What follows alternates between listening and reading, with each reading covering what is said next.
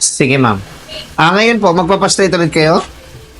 Yun ang hindi ko alam. Okay. Sina- Ito po kasi naka-straight na. So, ang pwede lang gawin dyan is treatment. So, ang pwede nating i-straight dito is ito. Itong part na to. Yan. Ako ma'am, ang ginagawa ko, pa nag-i-straight ako, ang sinasabay ko lang sa kanya, one color. Kasi yun yung subok ko na hindi siya nagda-dry. So, yung mga highlight, hindi muna natin gagawin. So, my point is, ang gagawin natin is, number one, ayusin natin yung cut, probably around this area. Layer natin, punatin natin tong part na to. Tapos, treatment. Okay. Ayun, kompleto na yun.